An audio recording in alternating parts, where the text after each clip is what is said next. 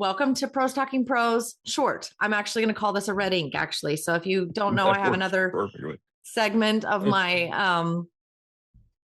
my channel where you can get some red inks, which are kind of like, just writer helps, just quick, Yeah, easy. shorts. So this is shorts, but Yes. it's called red ink. Anyway, so welcome to red ink. This is the first time you found us, but I'm inviting Troy on here to talk to us a little bit because he probably has a little bit more insight than I do. He's probably looked into it a little bit more than I have, but I do want to give a little bit of an informative, take on the draft to digital changes, the policy changes over at Barnes and Noble Publishing, and the IngramSpark increases and KDP quietness that it does its changes with. But all these things that are happening right now in the publishing industry that might affect the pricing and the distribution of your book. So first and foremost, let's just talk about Draft to Digital, because Draft to Digital is the one that everybody's like mad about. But I want to highlight a couple things. First, why they made this change. Second, what the change is. Well, first, let's go. First, what the change is. Second, why they made this change. And then third, let's cover really quickly what and how this would look for the average author and why you should probably not cancel your account right now. Okay, so first, let's talk about the change first. Okay. So let me first preface this too. Also, in business, guys, the business of business is to stay in business. Nobody gets into business to get out of business. And this business right now, the publishing business, it's always been tumultuous, but it's very tumultuous right now because it's kind of in this unknown territory with the surge of AI books. And it has created an onslaught of, we're going to call them low quality books. Right. So I like that word, and I'll explain why in a minute. Okay. So go fight win, Troy. Tell everybody what the change is. Okay, so the change is essentially to open a new account at Draft2Digital, you're going to have to pay to open a new account. If you don't already have one. If you don't already have one, you have to pay to open an account, $20 to open an account. The other change is that if you earn under $100 a year from Draft2Digital, you will have to pay $12 annually to maintain your account. 12 whole dollars. Yeah, but wait. Okay, because here's what part of the outcry about it. First of all, let me explain the reason they're making the changes is because at Draft2Digital, if you make an account, you can upload as many ebooks on that account as you want. Right. There's no cap. But there's no cap on that. So even if you're just uploading a whole bunch of low content or low quality books through Draft2Digital and you're not really making much money at all on any of them, you can upload as many books as you want. So you can have that wide distribution platform. Now, I think the issue is the goal of some of these low quality books that are produced and mass uploaded by, we'll just say AI generation farms almost, or AI generation bots, is to make money in the long run. But Draft2Digital flags those accounts because that's clearly a problem. If you're uploading dozens of books a day, what it means is you're not producing those in a normal way, and they're probably not high quality books, right? You're just trying to get people to buy some and make a few cents off of them. Can we also just really quick mention to everybody that it's not free for Draft2Digital to host your books. Like, they have to pay for the hosting, they have to pay for the website management, they have to pay for the storage space. Right. So it costs them money to be putting all these books out there, right? And the service they provide to you, basically all they're doing is taking royalties on the back end. Now, there all are alternatives to that. I'll mention that right now. So if you cancel with Draft2Digital, you can go with a system like Publish Drive, right? Publish Drive, the difference is, though, you pay for every book that you upload. So they have options where they don't take royalties, but you pay an annual fee to them to maintain your account instead, or they have some hybrid options. But if you're complaining about paying Draft2Digital, if you move over to something like Publish Drive, you're going to pay anyway. There are alternatives, but they cost money. Or you can upload your book individually to every single individual platform, and that is a pain in the butt except too. that you can't. Okay. Yeah, there's that. Except that you can't, because like library programs and stuff like that, like you do They not don't let have, you you in that have to way. access them through an aggregator. Okay. So, but this is a really, the way, okay. So all of that being said is, Troy's so the gonna reason they're twitch. doing it is they're, people uploading dozens of books a day get flagged by Draft2Digital. That's not normal activity, right? So Draft2Digital is manually reviewing those books and rejecting a large number of them. Mhm. So the AI people figured this out. This is what Draft2Digital is doing. This is, they're not able to get around this and publish their books because they're being manually reviewed, which takes a lot of time for Time. Draft2Digital to do, and personnel, people to spend time doing that, who they have to pay, right? Right. Nobody works to Draft2Digital for free.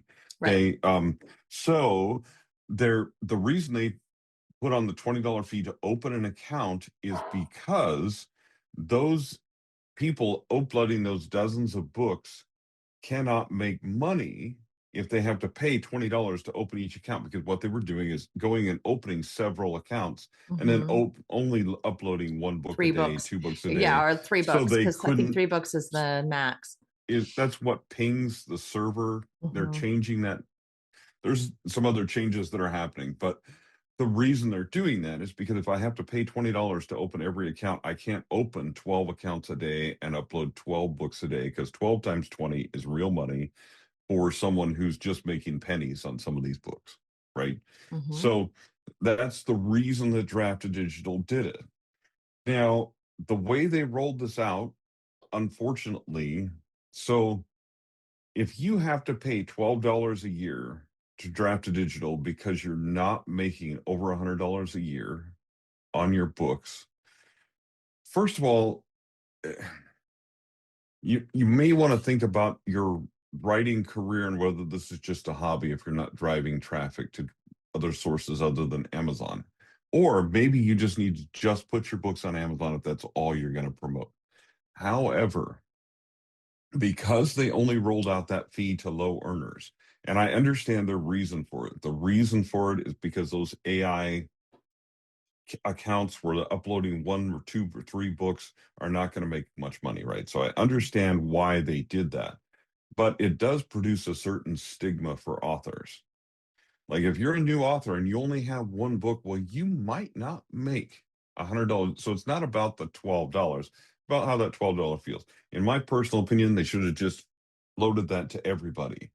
Every author pays $12 a year, or maybe if you make more than $100 a year, you pay more than Well, $12. I will So say there's that like a tier. probably they might eventually do something like that. I Like think they I think will. this is an introduction. This is probably a test or trial to see how this is going Right. to shake out in Well, their because in their like, accounting, because honestly it's an onslaught. It's an overload. KDP has right. already rolled out a tiered, they've altered their royalty structure already. So they have the 50 and the 60, right? 50%, 60% for, under a certain price, you have to, you Hmm. get a lower They're royalty, changing right? all that. Yeah. Yeah. And then Um, Barnes and Noble has already rolled out a policy that says if you can't have print books under 14.99 with their publishing service anymore. Like there's a whole bunch of yeah. things that people are doing right now to kind of like offset the cost of shipping, offset the cost of paper, offset the cost of, server Hmm. size. So like this is something that everybody needs to be aware of. These policy changes come often, and like Troy and I are always Yeah. like always seeing policy changes like this happen. But when Well, and you I kind of like understand, like, I you need to understand how understand they the make business. you Mm-hmm. feel as an author. I Mm-hmm. understand the feeling. So I Mm-hmm. understand that rolling out the $12 fee just for low earning authors, how that makes an author feel. If they have to pay that $12, they may feel smaller than they already feel. They already feel like a little fish in a big pond. And then now I'm a low earner, so I have to pay this $12. I I understand how don't that think they makes you should look at it that feel. way. I don't think they should, but people are looking at it that way. I know, but I they mean, and shouldn't because feel that here's way. the hard part as an author. Okay, we talked about this a couple weeks ago. and I'll just mention it here again. You need to have a thick skin. When you first start out, you won't make as much money as other people. You need to stop comparing yourself to other people and instead make decisions that are based on logical things related to your business. The logical thing related to your business is a $12 a year expense is way less than you're going to pay with another service who is going to do the same thing that Draft2Digital does, but they're just simply going to charge you more money, which in my mind is actually and I think this is just the start. I think all aggregators are going to start to charge, and I all think so ebook too. retailers, Google Books will start to charge you for an account and to upload books if you don't make enough money off of Google I Books. think Because IngramSpark we is already have to slow adjusted. this, we have to slow this down. Because Well, here, the number one thing that's happening with AI is the cost of computing power is going up and the cost of server space is going up because AI takes up so much of that space that is becoming scarce.